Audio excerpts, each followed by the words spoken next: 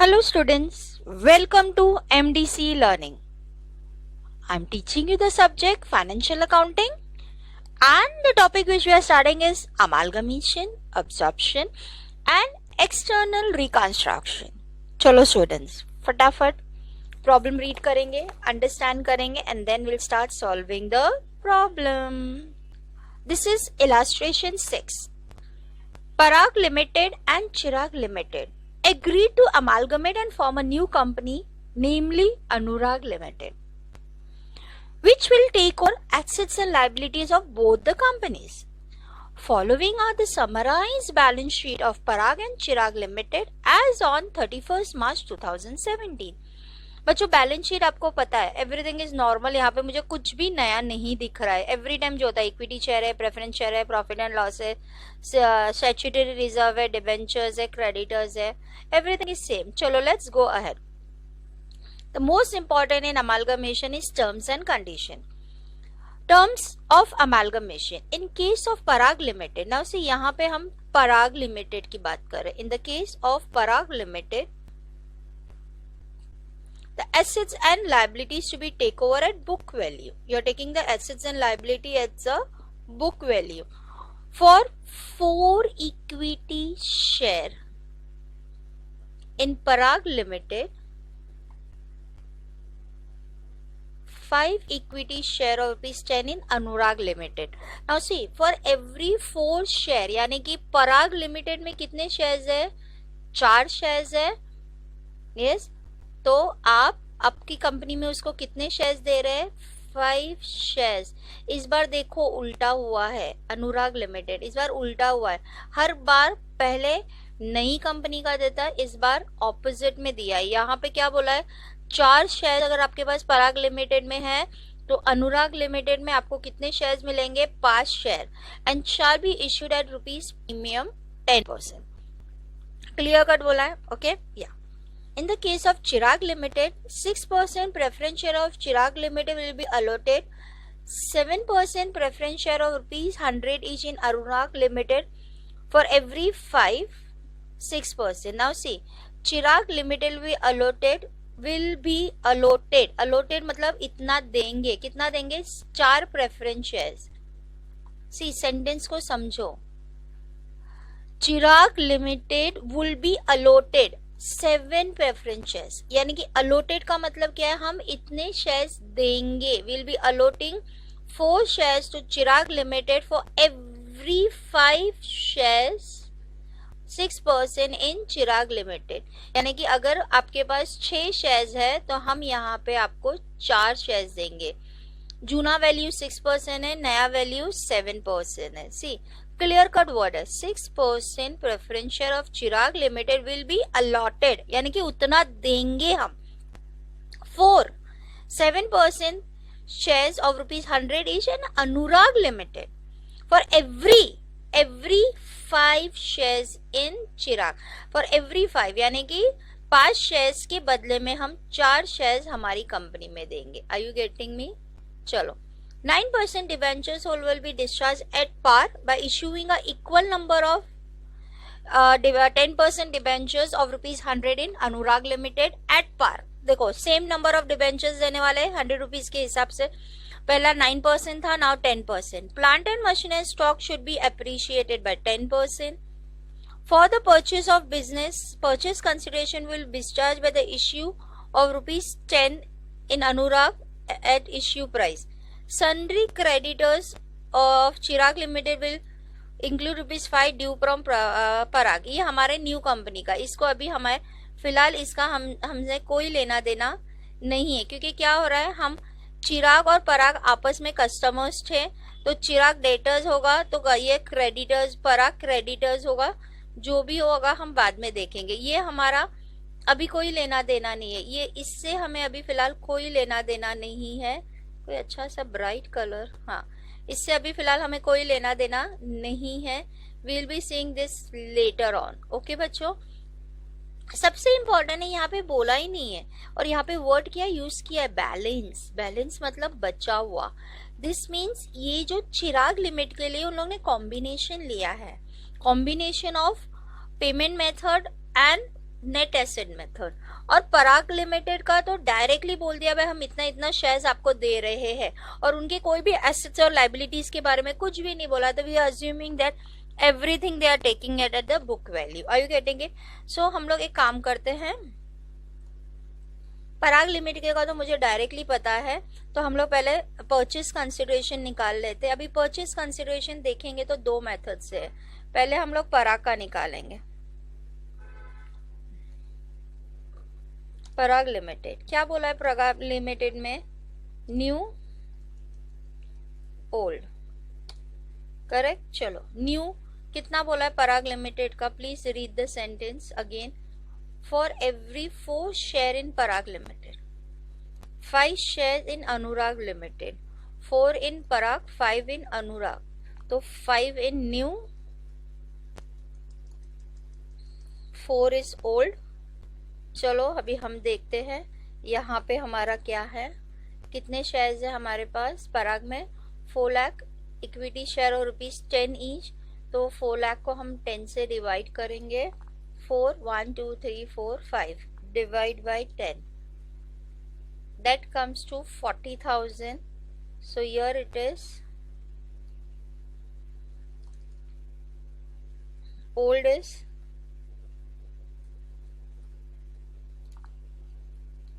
40,000, new के आगे आएगा क्वेश्चन मार्क।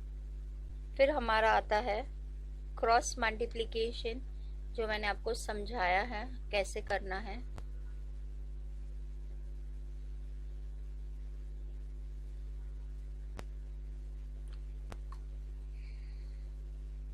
क्रॉस मल्टीप्लिकेशन अगर हम करते हैं, so that is equal to 40,000 multiply by 5 divide by 4, which will be equal to 40,000 multiply by 5 divide by 4, that comes to 50,000 shares. Okay, सो हमारे को कितना शेयर्स मिल रहा है? 50,000 शेयर्स। और क्या बोल रहा है पराग के उसके बारे में? The shares of Anurag and shall be at premium of ₹10. 10 मतलब 10 रुपए का शेयर आपको 11 रुपए में मिल रहा है। So the purchase consideration will be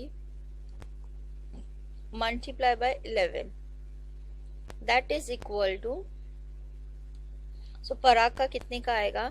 50,000 multiplied by 11,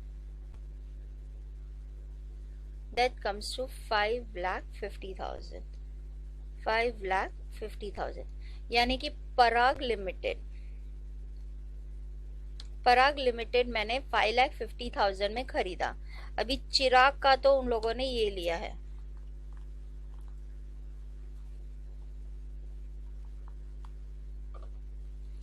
Chirag limited का उन लोगों ने अलग से लिया है, तो हम लोग उसको अलग से ही करेंगे।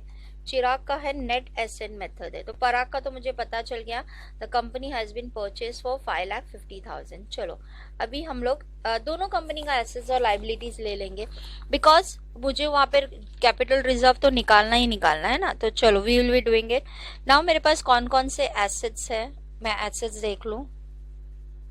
कहा गया क्वेश्चन,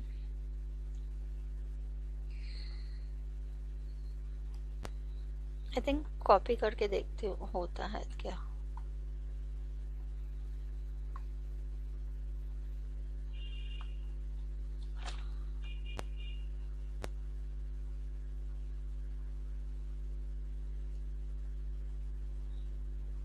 ओके आ रहा है, चलो हम लोग करते हैं, बाद में डिलीट मारते हैं।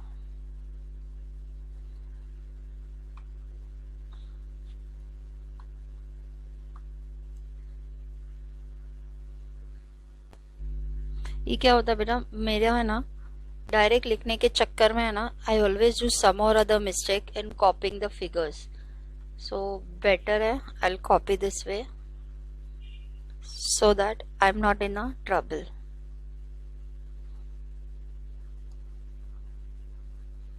ओके नाउ पहली बात है, ये प्रॉफिट एंड लॉस अकाउंट यहाँ पे नहीं आता है।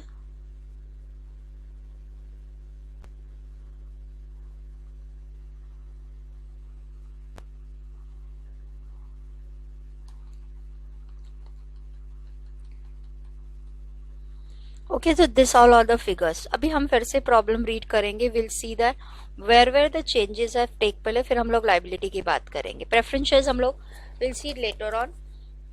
डिबेंचर्स भी है। Plant and machinery will be appreciated by 10%। किसका हम लोग बात कर रहे हैं फिलहाल? We are talking about only Chirag limited. Profit and plant and machinery will be appreciated by 10%। Appreciated मतलब प्राइस इंक्रीज होगा। सो 88 lakhs इंटू 10% आ रहा है हमारा 80,000, सॉरी 1 2 3 4 5 इंटू 10%, सिंपल है वो 80,000 ही आता है। सो ये जो आपका फिगर है नया फिगर हो जाएगा 8,80,000। Okay, plant and machinery is depreciate. Balance purchase consideration and all that, बाकी किसी के बारे में कुछ भी नहीं बोला। That means all other things are taken at the book value. Okay,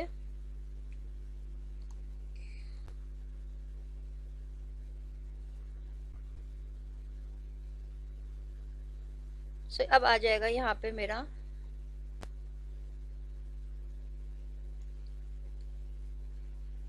total assets.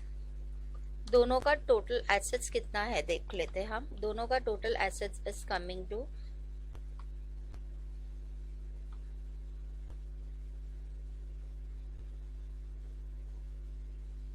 Total asset. चलो ये टोटल एसेट्स करो, ये कितना आ रहा है 8 lakhs, 1 2 3 4 5 8 lakhs plus 65,000 plus 95,000 plus 65,000। The total is coming to 10,25,000।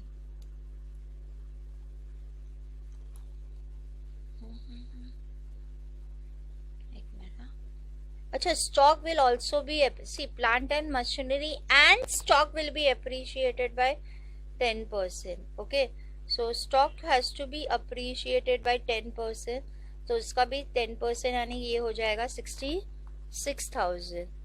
Okay, चलो ये इसका टोटल कितना हुआ था 10,25,000। दिस वॉज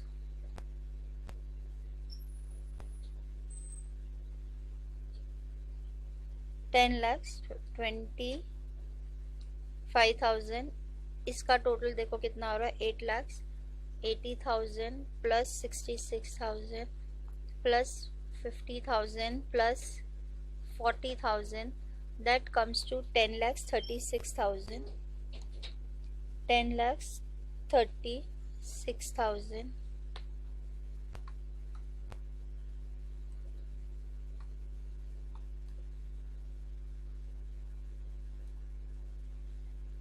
चलो अब इसमें से हम लोग क्या करेंगे, लेस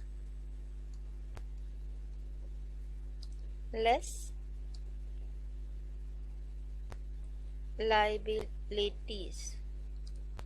करेक्ट, चलो लेस लाइबिलिटीज। अब लाइबिलिटीज में मेरे पास क्या क्या है ये हमें क्वेश्चन में से पता चलेगा। नाउ ये लाइबिलिटी डिबेंचर्स है और क्रेडिटर्स है। 9% debentures or creditors. Okay, so you have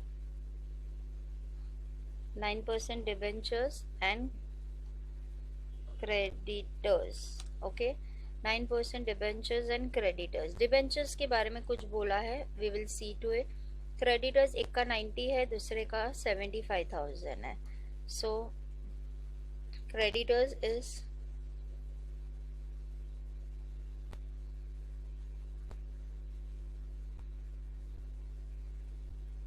75,000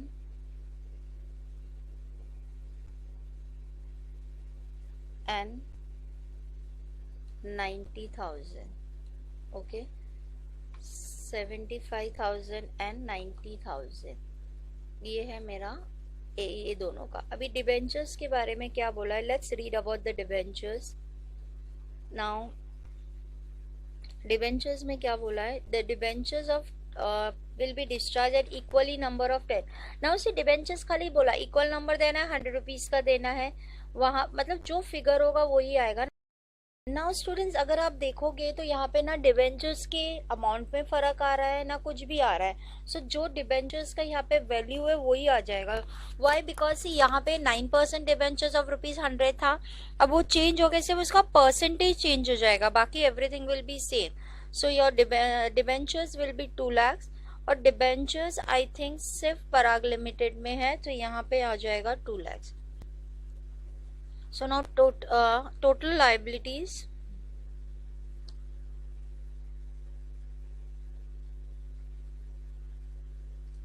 Now total liabilities will be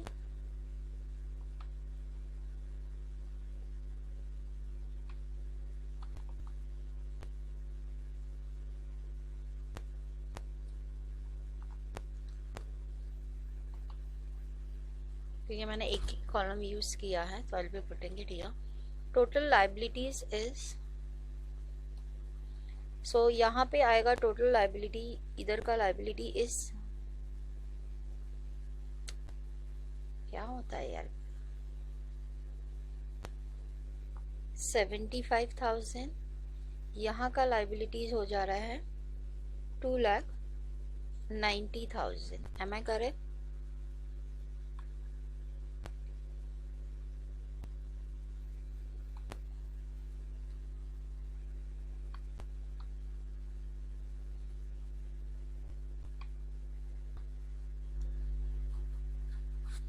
So net asset,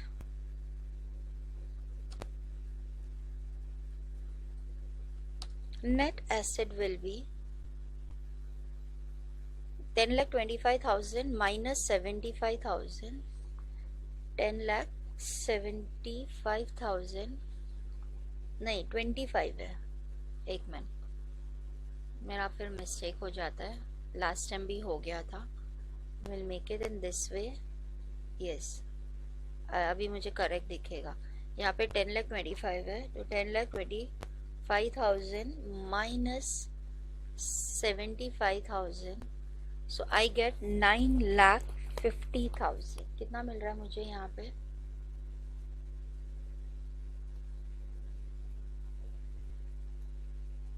yes इसका मुझे मिल रहा है 9,50,000। अदर का कितना है ये देखो, 10,36,000। इसका मैंने राइट में किया ही नहीं था ताकि हमें कंपैरिजन में भी इजी हो जाए। दोनों रेट को ही आपस में माइनस करना है, करेक्ट? सो ये है 10,36,000, 10,36,000 माइनस 2,90,000, सो आपको आ रहा है 7,46,000। ओके, सो इस हिसाब से ये कंपनी 7,46,000। नाउ पराग लिमिटेड हमें 9,50,000 में बेचनी चाहिए थी या, लेकिन अगर मैं देखूंगी तो एक्चुअल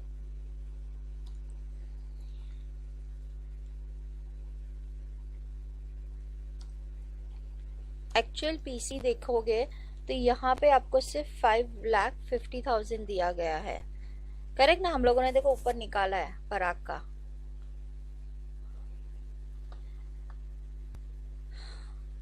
देखो पराग का हम लोगों ने निकाला है, हमें सिर्फ 5,50,000 मिला है। दैट मीन्स इसके लिए हमारा कैपिटल रिजर्व हो जाएगा। सो यहाँ पे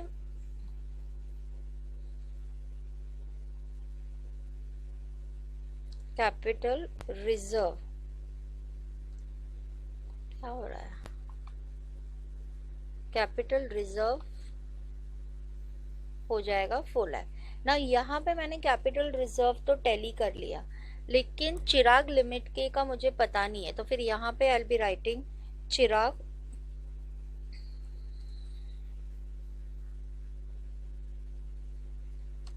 चिराग का डिस्चार्ज।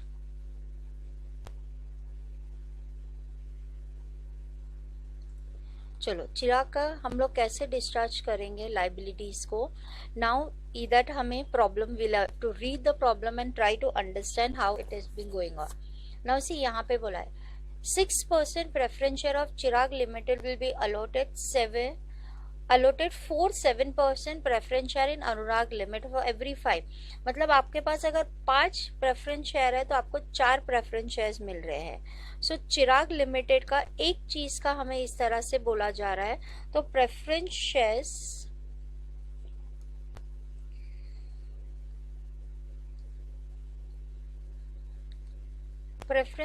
के बारे में क्या बोला जा रहा है, ओल्ड और न्यू हम करेंगे। आप कहीं पे भी ओल्ड लिख सकते, कहीं पे भी न्यू लिख सकते, उससे कोई फर्क नहीं पड़ता है। नाउ ओल्ड क्या बोला है देखो, again will read the sentence. Chirag will allocate 4 मिलेगा for every 5। Okay, so you will be getting 4 for every 5। So 5 shares होगा तो आपको कितना मिलेगा, 4 शेयर्स, आपको मिलेगा 4 शेयर्स।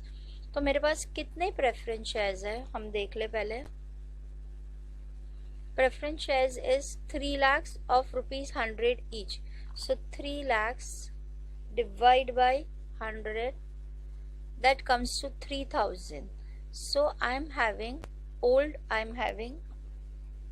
3000 shares. करेक्ट। सो अभी नए में क्या आएगा, क्वेश्चन मार्क, कितना मुझे मिलने वाला है। सो आपका आता है cross multiplication.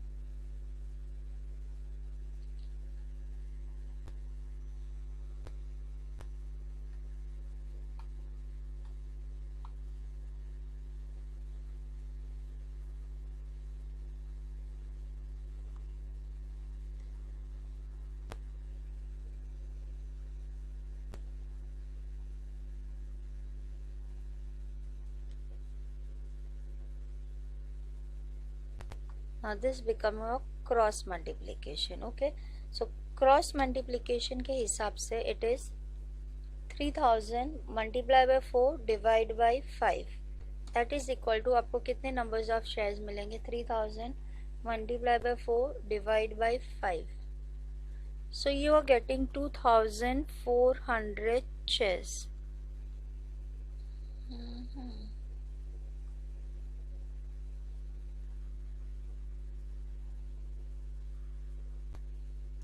Yes, 3000 multiply by 4 divide by 5, I'm getting 2400 preference shares. So I'm getting 2400. उसका प्राइस के बारे में क्या बोला है, 6% of preference shares will be allocated 7 at rupees 100 each, और उसका वैल्यू बोला है 100 ईच। तो 100 ईच मतलब आपको प्रेफरेंस शेयर्स मिल रहा है 2,40,000। ओके, बाकी क्या बोला है, फिर आगे जाएंगे तो balance of purchase consideration will be discharge by the issue of 10% each share of 11 rupees. तो बाकी जो बचा है उसमें उसको इक्विटी शेयर मिलेगा। ओके, तो चलो कितना इक्विटी शेयर्स आ जाएंगे उसको। So उसका purchase net asset was 7,46,000. So how much he'll getting equity share?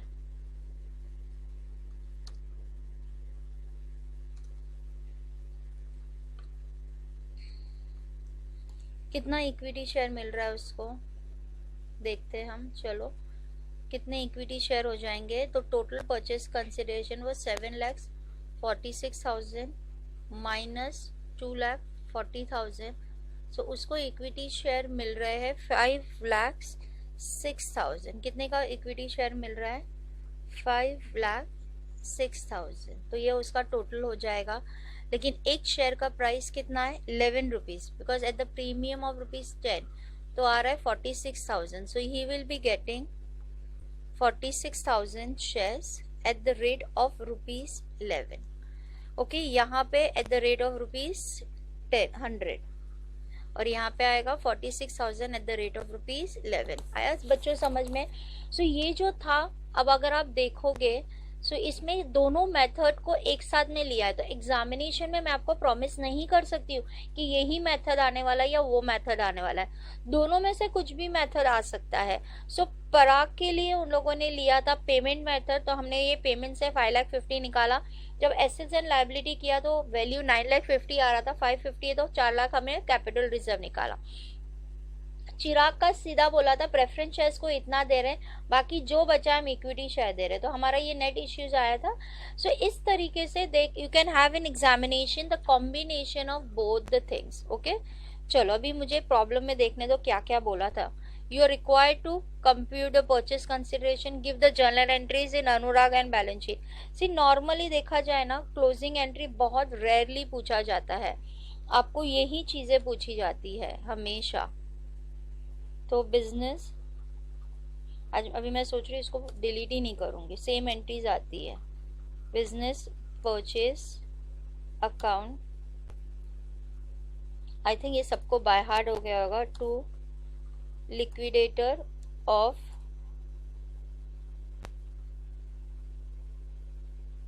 Parag limited account and to liquidator of Chirag limited account. Yes ना, सी कंपनी आपने कितने में खरीदी है वो आपको परचेस कंसिडरेशन से पता चलता है। ये कंपनी आपने खरीदी है 5,50,000 में और ये कंपनी आपने खरीदी है 7,46,000 में। सो एक कंपनी आपने खरीदी है Parag is you are purchasing in 5,50,000 and the second is 7,46,000।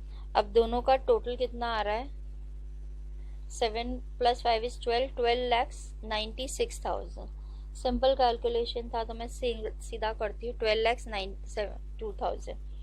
उसके बाद सेकेंड एंट्री आपको पता है कौन सी होती है, हमेशा होती है परचेस कंसिडरेशन की। अब हमारे पास क्या क्या एसेट्स है, मुझे एसेट्स के नाम देख लेने दो। Plant and machinery, stock, debtors and bank. Correct, plant and machinery, stock, debtors and bank. So plant and machinery account debit, plant and machinery account debit,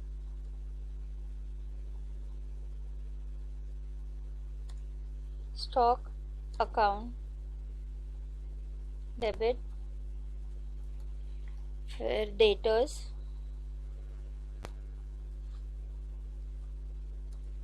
account debit और bank account debit. Correct. Now Prag Limited का value था 8,65,000, 95,000, 65,000 और total आ गया था, yes so sorry, तो इसका था 8,65,000,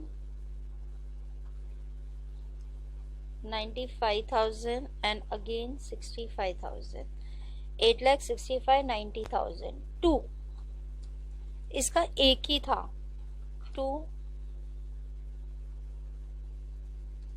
sundry creditors, 2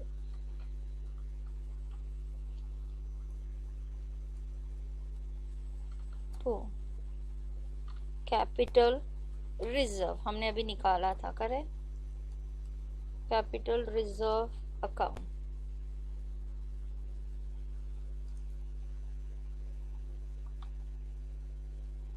And last not the least, 2 business purchase account। चलो क्रेडिटर्स कितना था इसका,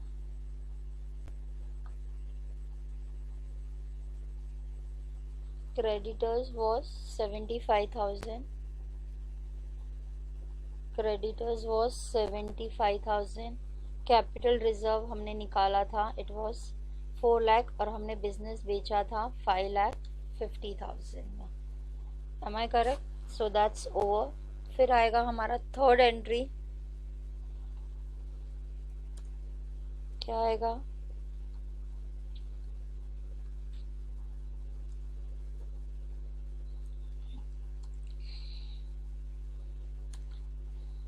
हो रहा है, liquidator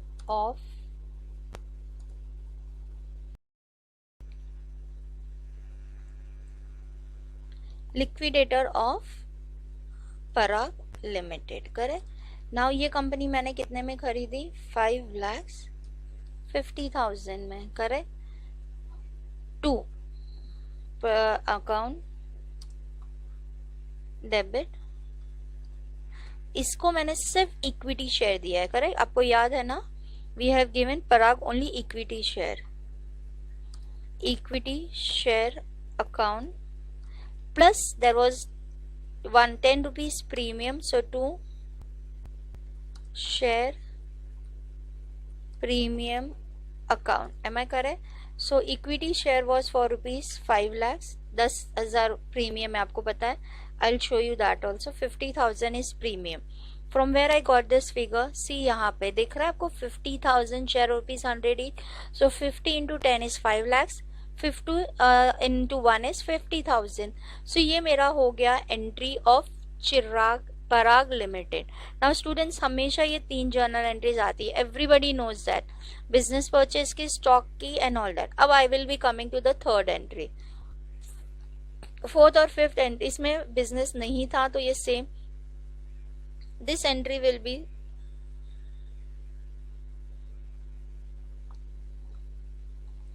now the next entry, which is my fourth entry, will be same for same thing. I'll be writing it, plant and machinery account, stock account, debtors account, bank, to liquidator of Chirag Limited account. Okay, now यहाँ पे capital reserve नहीं है, but we are having a debentures, am I correct? So यहाँ पे capital reserve नहीं है, मैंने problem में देखा था, तो you are having your 9% debentures.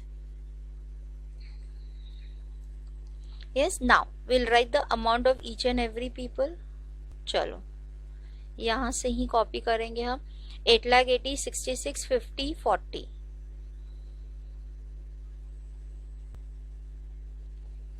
8,80,000, 66,000,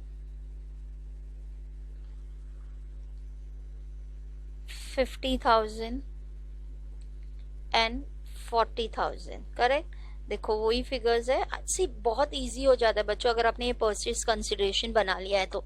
8,80,000, 60, 50, 40, अब यहाँ पे है 90,000 और debentures is 2 lakhs, so 2 lakh debentures का और 90,000 हमारा क्रेडिटर्स का। 90,000 क्रेडिटर्स, 2 lakh डिबेंचर्स। कंपनी मैंने कितने में खरीदी थी, 7,46,000, हो गया। चलो इसके बाद हमारी एंट्री आएगी, entry number 5। I think entry number 5 same ऐसे ही आती है, बस यहाँ पे एक चीज बढ़ जाएगा, that is preference share. This is entry number 5, liquidator of Chirag Limited. Liquidator of Chirag limited, मैंने कितने में कंपनी खरीदी है, 4,46,000। नाउ इसको मैंने कितने इक्विटी शेयर्स दिए और कितने प्रेफरेंस शेयर्स दिए, देखो इसको मैंने 2,400 यानी 100 रुपए के हिसाब से दिया है, so there is no premium in that, so simply okay, एक चीज यहाँ पे डालना है, to preference share account. Yes, तो equity share account and to preference share account. Okay चलो इक्विटी शेयर्स कितना है, 46,000 into 10 is 4,60,000 and 2,40,000 is a preference shares. So 4,60,000 का मेरा ये है इक्विटी शेयर है, 2,40,000 का और 46,000 का मेरा प्रीमियम है। How I got the premium, again it is same, 46,000 into 10 is 4,60,000, 46,000 into 1 is 4,16,000. Now in this company when the debentures was there, the old value of debenture is 9% and the new value of debenture is 10%. So आपको उसकी भी एक entry पास करनी होती है हमेशा. Yes, you're going to write here 9% debentures account debit कितना 2 lakhs 2 सिर्फ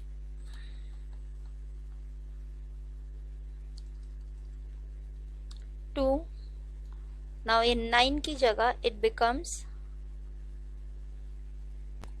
10% debentures, so this also becomes 2 lakhs. Okay, ये एक एंट्री हो जाएगी. उसके बाद मैंने एक स्टैट्यूटरी रिजर्व भी देखा था, तो रिजर्व्स के बारे में कुछ बोला है. ऑलमोस्ट रिजर्व्स का होता है कि वो 2-3 साल के लिए हमें जरूरत पड़ता ही पड़ता है. So amalgamation reserve was there. This reserve was statutory reserve is 50,000. So statutory reserve का हमेशा एंट्री भी आता है. Whenever there is a reserve, the entry always comes. Remember it. So that is amalgamation.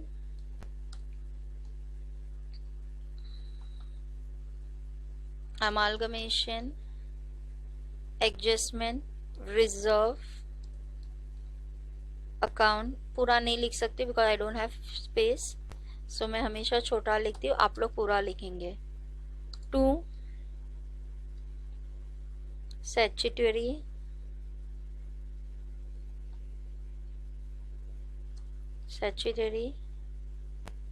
reserve account.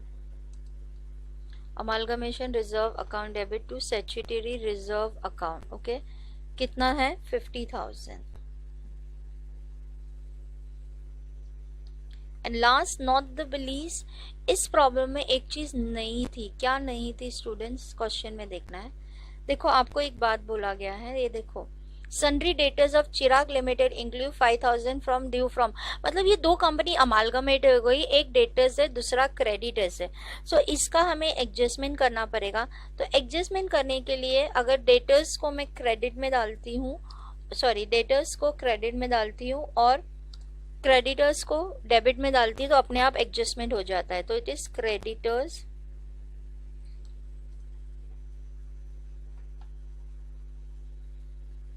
Creditors account debit to debtors account. कितना है debtors creditors आपस में 5,000. दोनों ने आपस में ही कस्टमर्स थे, तो ये 5,000 का सो इस बार ये एक नई एंट्री ये है कि there is an adjustment of debtors and creditors. Now मुझे प्रॉब्लम में क्या बोला था, मैंने ये जर्नल एंट्री करा बैलेंस शीट. चलो अभी फटाफट हम बैलेंस शीट कर लेंगे. चलो बैलेंस शीट के अंदर हमें यहाँ से जाना है. देखो प्लांट एंड मशीनरी दोनों को अगर अभी मैंने ऐड नहीं किया, नॉर्मली मैं आपको एडिंग करना बताती हूँ, हम कर सकते हैं. 8 + 8 is 16, that is 16 lakhs 60,000 is your 16,80,000 is your in ये what do you say tangible assets है ना. सो टेंजिबल एसेट मुझे ज्यादा टेंशन इस बार लेने की जरूरत नहीं क्योंकि एक ही है. 8 2 जा 16, 16,80,000. चलो उसके बाद क्या है हमारे पास में स्टॉक को अगर हम ऐड करते हैं 65,000 + 66,000, तो that comes to 1,31,000. So this 1,31,000 is what is nothing else than inventories. 1,31,000. After that you are having a debtors 95,000 + 50,000, that comes to 1,45,000. That comes to 95,000 and 60,000.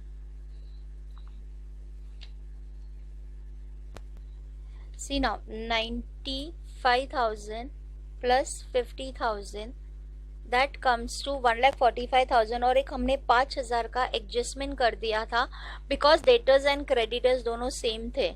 सो हमारा trade receivable is coming to 1,40,000. So trade receivable is coming to 1,40,000. Cash and cash equivalent, हम लोग line से ही जा रहे हैं. हमने plant and machinery का डेटर्स किया, बैंक. यहाँ 60 plus 40 is 1,05,000. Yes, so cash and cash equivalent is 1,05,000. चलो आगे हम जाएंगे. So you have debentures rupees 2 lakhs. So liabilities के अंदर आ जाता है, लॉन्ग टर्म लाइबिलिटीज में आ जाता है डिबेंचर्स 2 lakhs. अगेन क्रेडिटर्स है, कितना है 75 and plus 90. So again 75,000 plus 90,000, that comes to 1,65,000. इसमें से भी मैं 5,000 माइनस करूंगी डेटर्स क्रेडिटर्स का adjustment. So that is coming to 1,60,000. Yes, so my trade payable is 1,60,000. Now everything is over from here. नाउ यहाँ पे देखोगे आपको यहाँ पे 50,000 शेयर्स, यहाँ पे 46,000 शेयर्स, तो टोटल कितना हो रहा है 50,000 प्लस 46,000 शेयर्स. टोटल आपके पास आ रहा है 9,96,000 शेयर्स आ रहे हैं. करेक्ट. तो 96,000 into 10, that comes to 9,60,000. Actually इसमें प्रेफरेंस शेयर्स भी है, तो मैंने यहाँ पे किया हुआ है वर्किंग नोट में, आप कर सकते हो. सी इक्विटी शेयर्स चेंजेस करना पड़ेगा, 2 minute. You have 96,000 shares of rupees 100 each, so that comes to 9,60,000. 2,400 equity share of rupees 100 each, so that comes to 2,40,000. Sorry, ये सब यहाँ होना चाहिए इनर कॉलम में.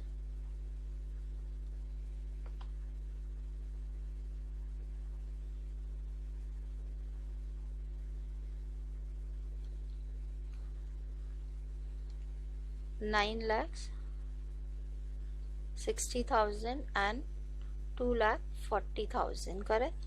अब जब दोनों को ऐड करेंगे it is becoming 12 lakhs.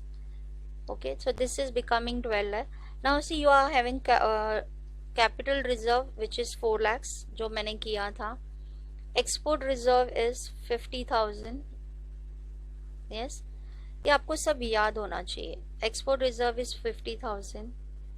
Security premium is 96,000.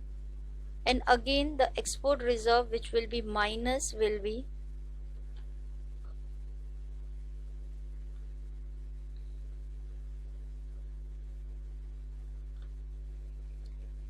50,000. So this total will come as 4 lakhs.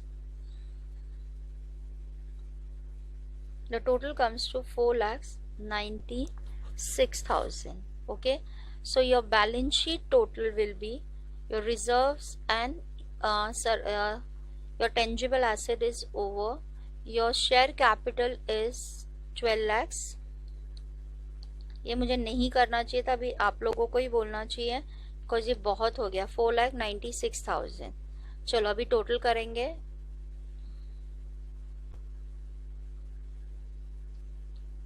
$12 lakhs plus 4,96,000 plus 2 lakhs plus 1,60,000, that comes to 20,56,000. Okay, so this is coming to 20,56,000. 20,56,000. Now we'll go to the last part which is there. इसका भी totalling अगर same आ जाता है that means we have done everything correctly. चलो fast total कर लेते हैं. यस, ये 4 चीजें ही हैं हमारे पास. 16,80,000 plus 1,31,000 plus 1,40,000 plus 1,05,000, that comes to 20,56,000. so